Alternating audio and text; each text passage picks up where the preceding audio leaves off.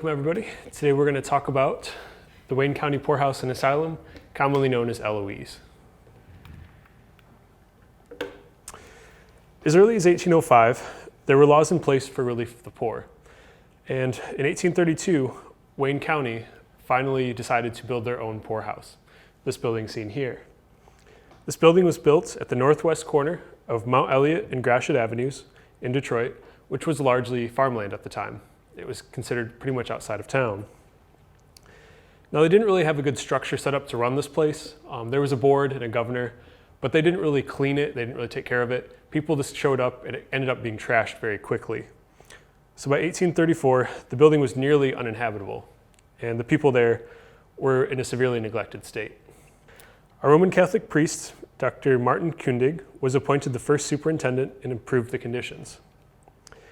But by 1839, plans were already being made to move the poorhouse to a more larger and centralized location outside of Detroit. The plan was to buy land in the center of the county where land was cheap and they could get a lot of it pretty affordably. Nankin Township was chosen for this task. Now here's a map of Wayne County. Detroit is of course right here. And Nankin Township is over here. This is where they chose to buy land for the new county house. This is a close-up map of Nankin Township. This is the land that they bought. Now you can see that dark black diagonal across the center is the Michigan Central Railroad. So you had good railroad access. Paralleling that is Michigan Avenue. And the squiggly line that runs through it is the Rouge River. So you had river, road, and rail access to this land. It was a good choice. The arrow in the bottom right is today the city of Inkster. Up top is now Garden City. The top left is Westland. And down in the bottom left is the city of Wayne today. And this is what they bought. So in 1839, the county bought the Torbert Farm from Samuel and Nancy Torbert for $800. On the site was the Black Horse Tavern, this building seen here. Simple dog trot log cabin, 2 rooms separated by a breezeway. It was a stagecoach stop that had been built in 1828, and the Torberts were just looking to get out of the business. After about 10 years, travel had kind of diminished, and more farms and people were starting to head out this way. The county also bought an additional 120 acres that was next to this. When they bought the land, they built a 2-story wooden building next to the log cabin for the inmates. And the keeper, the person who would live on site and care for the inmates, lived in the log cabin. In April of 1839, the first 35 patients transferred out of the Detroit poorhouse to this one. But 111 people refused to go. They didn't want to jump out into the wilderness. In 1843, the old log cabin was sold for $2 and moved away, and a new brick building was built on its site. This 78 by 36 foot building was 2 stories and had a basement. And the basement also had cells with chains on the walls for the unruly drunks and abusive mental patients that they would keep there. And this brick building was enlarged in 1856 and 1858. In 1865, a keeper's residence was built out front. This is one of the first photos that's known of early Eloise. This picture is from 1883 from the Burton collection. It shows in the back, those are the buildings for the insane, the poor. Everyone was put together in those buildings. The keeper's residence out front. And this building over here is a barn, one of the original ones built for the poor inmates to help farm the land and produce goods for it. At this time, there was no distinction between the rational and the insane at the county house. Inmates were divided by sex, but old people, orphans, babies, the blind, the idiotic, rational, poor, and insane were all kept together. And they were usually just cared for by the keeper, who was always a man, his wife, and 2 or 3 attendants.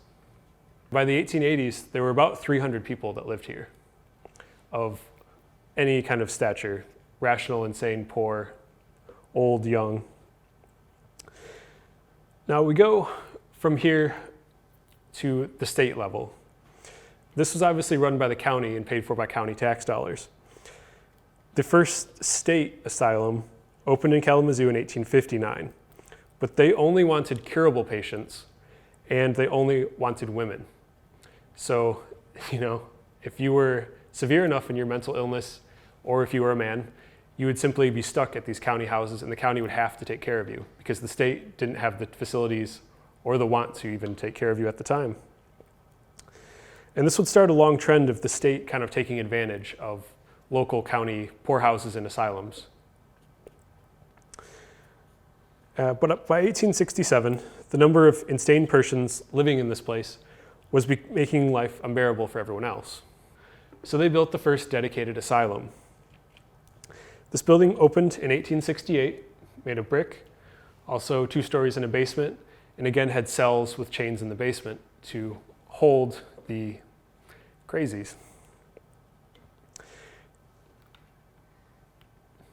This is that same building with a few wings added on in the 1870s. And this building would actually survive until the 1950s. This is a view of all the buildings of what would become Eloise in the 1880s. So we see on the left, the asylum. In the middle, the farm buildings. You can see a barn and a silo. And on the right, you can see the poorhouse and keeper's house. And out front, you can see pastures. Michigan Avenue would be running between the pasture and the building. From 1839 to 1881, any doctors or medical assistance that was needed here only came once or twice a week. The keepers that were in charge of caring for these people were just average people. They were farmers. They were local people looking to get a leg up in their city government. They often did not have any kind of training in helping the poor, the mentally ill, or the physically handicapped. 1881 was the first year that they made a rule the person in charge had to have a medical degree. And that first person to get the job was Dr. E.O. Bennett. Now, Bennett was a really good guy. He removed a lot of the shackles and chains and the dim cells, and he actually was on the pioneering front of trying to help mental illness and help understand it and help treat it. And he had a lot of success. A lot of patients that were in Eloise actually were able to be treated by him and sent home. And again, he was really on the forefront of trying to understand and actually help these people rather than just sticking them in a dark cell for the rest of their life. In 1887, a new administration building was built. This was built between the 2 asylum buildings where the farm used to be. And this building housed offices, a fire department, a small store, a post office, a few male insane wards, and a chapel. This is an interior view of the chapel in that building. And here's some of the service buildings that were in behind. On the left, built in 1886, is a gas plant. They would manufacture their own lighting gas. They had over 500 gas lighting jets. But they decided that that was also probably pretty dangerous, having so many mental patients around, having open flames, and decided that was a bad idea. So in the 1890s, they built the middle building, which was an electric powerhouse, and they wired the whole place for electricity. It was only the second private electric plant in Wayne County, and it was so advanced at the time that U of M came out and studied it and actually taught how to build these plants. And the building on the far side is the steam heating plant. Before the 1880s, there were 59 wood stoves in all these buildings, and they would have to be lit and cared for by the patients. So you had people with varying degrees of handicap and disability trying to light and maintain a wood stove to keep heat. Obviously, that was dangerous. So they decided to put in steam heat and radiators. When they did have to have the wood stoves, the county actually had to buy land with woods on it, have the inmates go out there and chop that wood themselves and haul it all the way back. In 1880 alone, they bought 80 acres of woods, which only lasted them 3 years heating these buildings.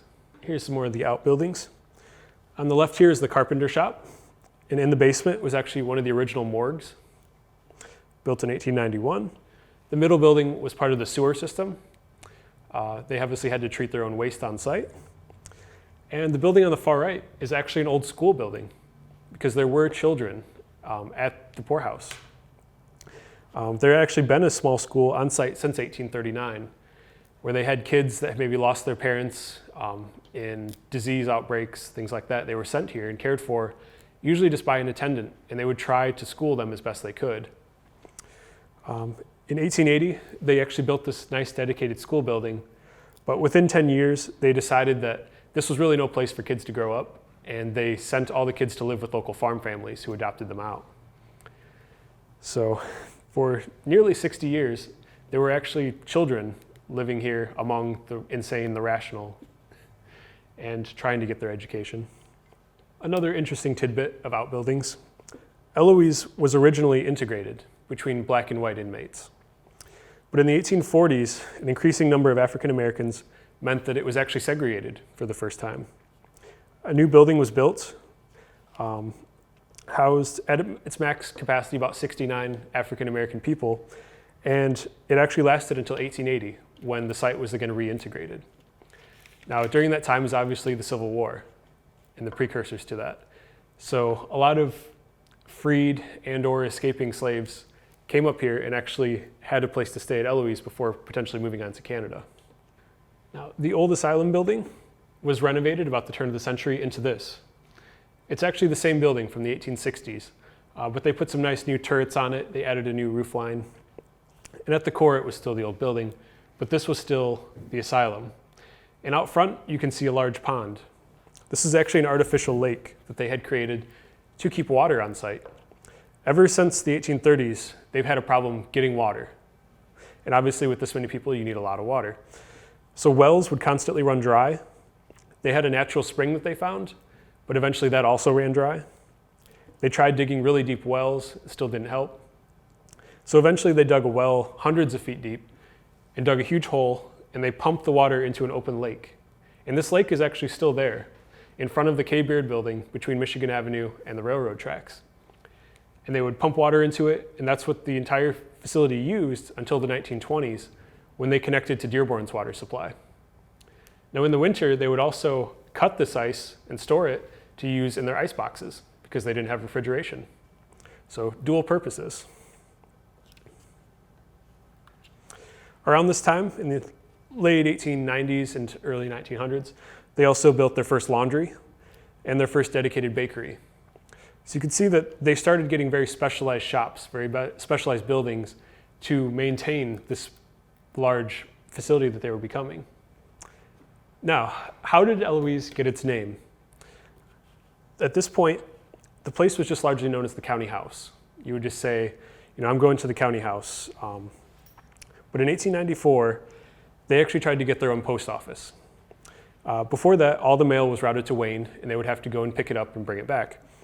And no two post offices in the US can have the same name. So they submitted several, and each one was rejected. So the board, without his knowledge, submitted the name Eloise, who was the name of the board president's 4-year-old daughter. And the name was instantly accepted. There was no other post office in the US named Eloise. This is Eloise right here, portrait of her in her famous St. Bernard. The real Eloise Dickerson lived until 1982 and died at the age of 93. But it's actually named after a person. Now, originally just the post office was named Eloise, and then the railroad station that was there also adopted the name Eloise. And eventually it just became such a common knowledge thing that this place was Eloise. The board actually finally acknowledged officially that this place is now called Eloise. And it actually was the official name until 1945, when they decided to change it to the Wayne County General Hospital and Infirmary at Eloise. So Eloise became the name of the city underneath, kind of. Here's a quick shot of the Eloise Fire Department. Pretty cool ladder truck there. This was Building C. This was a women's ward that was built around the turn of the century. Around the same time, the old keeper's house and the old poorhouse section were completely torn down and replaced with this. So this is the new home for all of the poor and elderly people that lived at Eloise. A lot bigger. Around this time, about 1903, Eloise also became a sanitarium for tuberculosis. Tents were erected in the lawns. Eventually, wooden shacks were kind of built alongside too. and the open-air tuberculosis treatment began and lasted until the 1920s. Now, unfortunately, most of the patients coming in were poor, and they were usually in the advanced stages of the disease, so they were pretty much sent to Eloise to die. So they would do what they can, but unfortunately, with the clientele, it was usually just a final place to go. And Eloise also had a pest house, which was an isolation building for smallpox. But they said that they only used it maybe 2 or 3 times in 30 years because smallpox just wasn't really that bad around here, I guess. Eloise was also pioneering in x-rays. The chief bookkeeper, Stanislaus Keenan, seen here, he loaned some electrical equipment to the hospital to set up an early x-ray machine. They had read and heard about that in Germany, a new technique had been developed using magnetics and electricity to actually see through the skin and see bones. So they followed these guidance and they actually created one of the first x-ray machines in the US here at Eloise. It took up 3 entire rooms. And by 1896, it was ready to go. And it was actually super, super popular, obviously. People were sent from Detroit, sent out to check for fractures and broken bones. Eventually, they kept refining the model, making it more powerful, making it smaller. But actually, a lot of the original equipment still exists and is in Detroit in storage. And they loan it out to museums sometimes. Eloise was also pioneering in the use of radium to treat cancer and skin tumors. And there was talk of creating a cancer hospital here, but it just never really came to be. Here's some of that early x-ray equipment. So now we'll talk about the farm. There had been a farm, obviously on site since 1839, but it really ramped up in the 1880s and 1890s. This is one of the barns, built in 1886. Housed cows, horses. The idea was that the poor would work the farm. They would work generally 4 to 6 hours a day, if you could.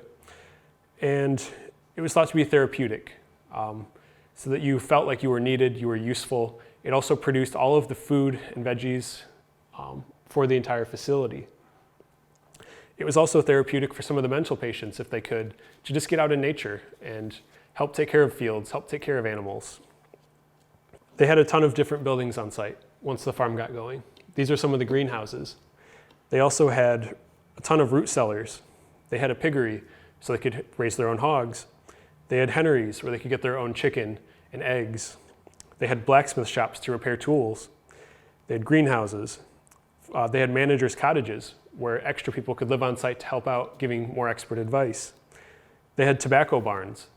They would actually grow their own tobacco, dry it, roll it into cigarettes, and give that to the inmates to smoke.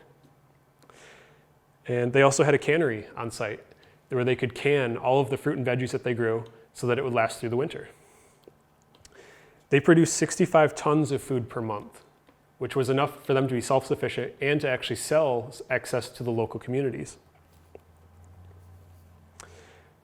Now, after World War II, the farm started to kind of fall off, started to lose money, and it was eventually closed between 1954 and 55. And from then on, the institution would have to buy all of its own food. Here we see some of their prize-winning dairy herd. They actually got very, very into these cattle, and they have a book where each one is named, and they weigh them. They do any kind of, inspections on them, and they were actually like nationally competitive. And they were completely cared for by the inmates here. And here's some workers working one of the farms.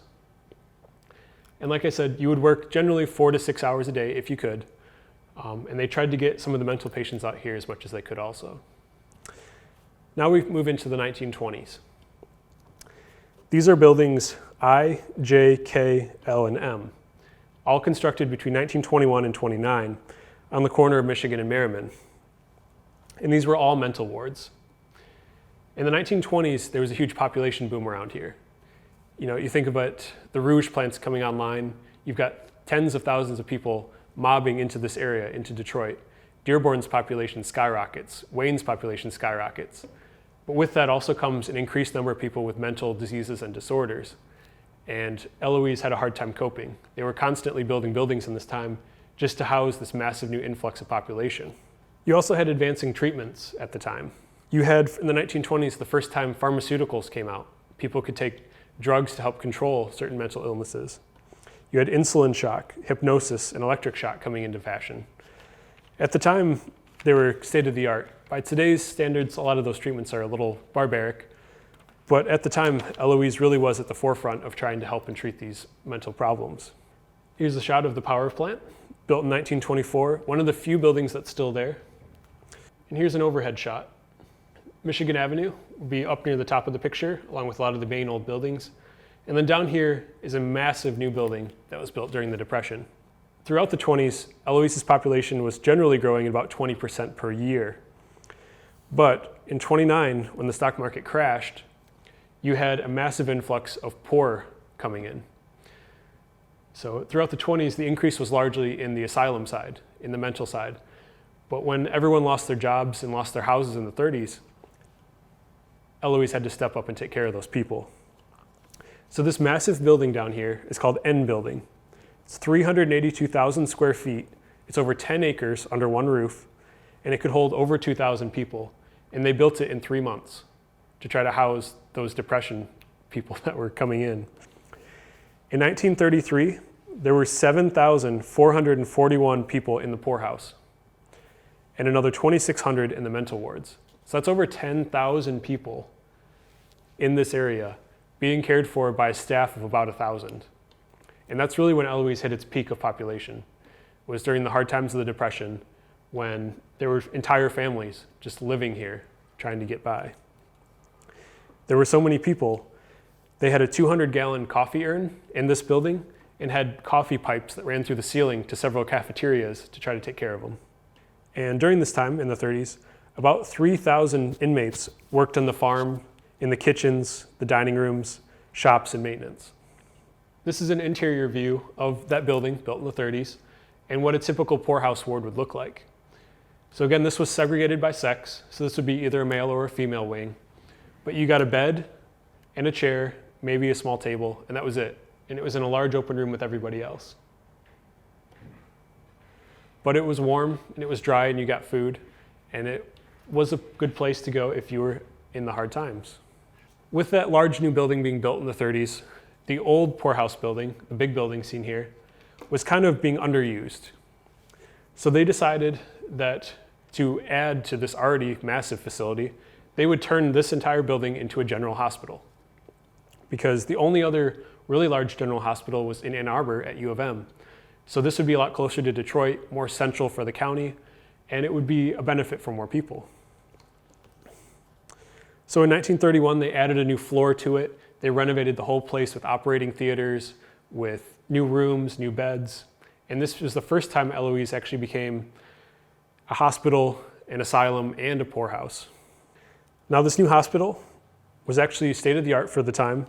It became a teaching and internship hospital for students from Michigan State, Wayne State, and for drug companies to come here and test out new pharmaceuticals and new treatment methods. And here's some of the nurses and doctors that worked here from the late 20s, early 30s.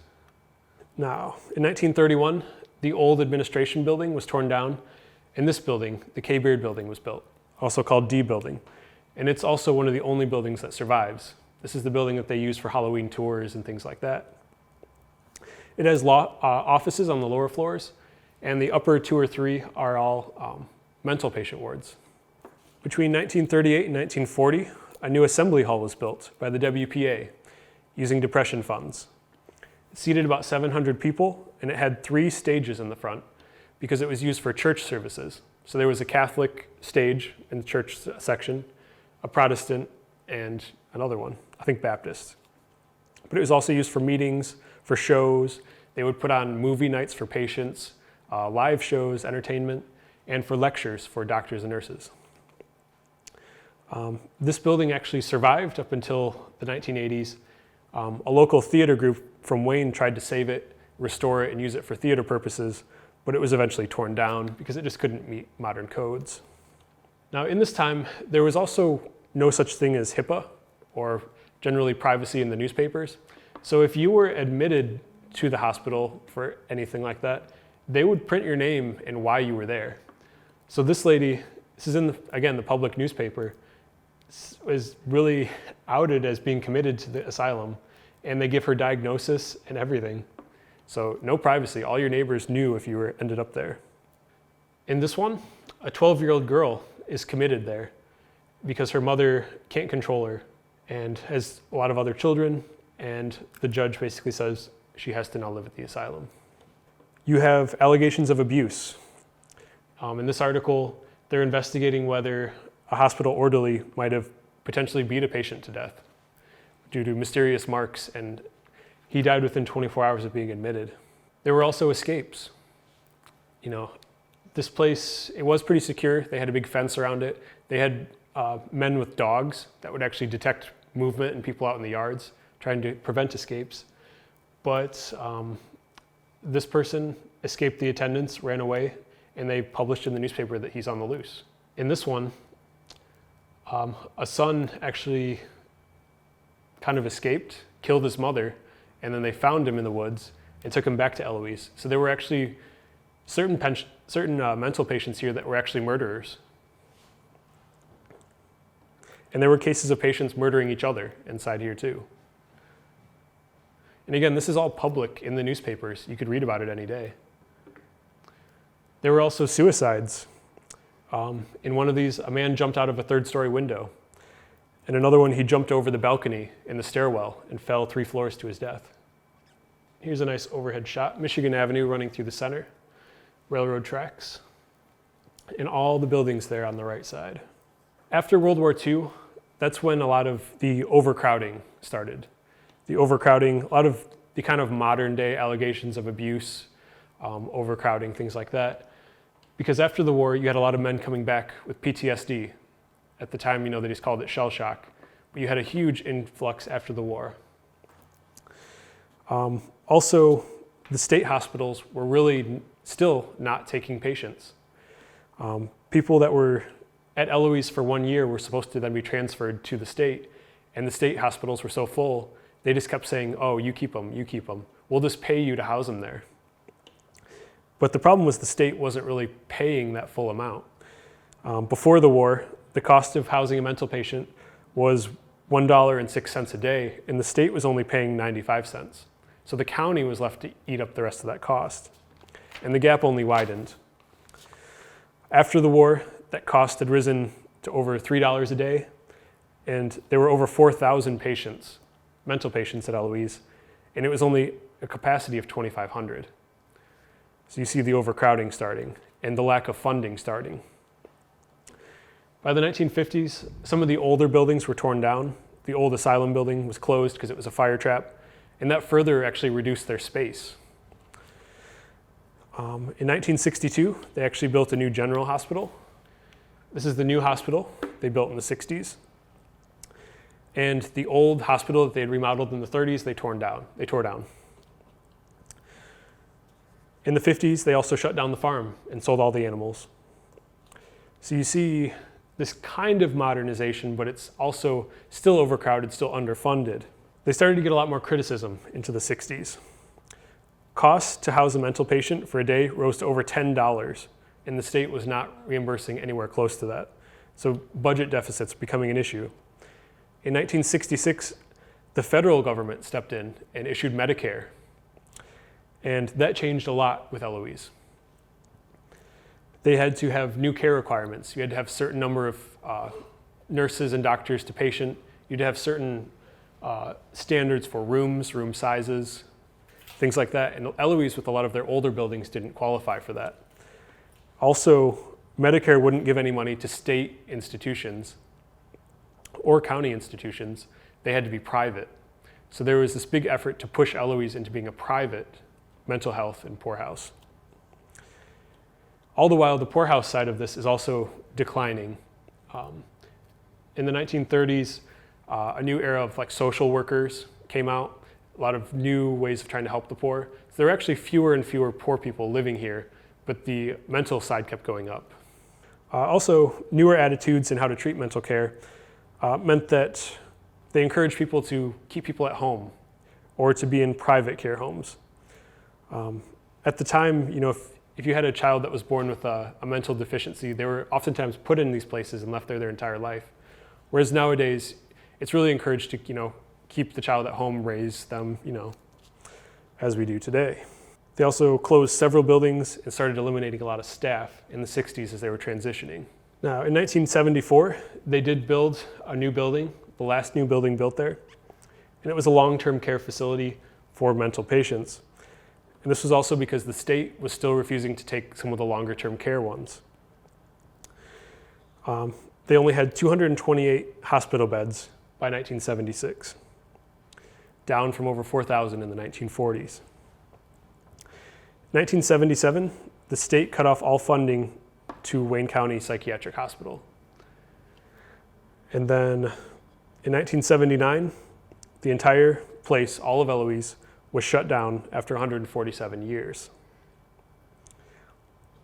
The new building that was built in '74 was sold to the state and still operates today as a state hospital. The old general hospital also closed and was torn down. This is one of the few remnants. This wishing well that they always had planted with flowers sat in front of the old asylum building, and that's still there on site. Also still on site is the old firehouse, which is currently undergoing some reconstruction. The old bakery building was there until a couple of years ago when it burned down. The powerhouse is still there, pretty dilapidated, and the K. Beard building is still there today. Also the lake. The old lake is still there between Michigan Avenue and the tracks. The land is, however, privately owned, so going on it to explore is generally frowned upon. There's usually police monitoring it, but the K. Beard building is occasionally open for tours. At the Wayne Museum, we actually have a small exhibit about Eloise with some original artifacts, bowls and cups. And the Westland Museum also has an entire building dedicated to the history of Eloise. So if you're looking for more history on this, visit one of those two places.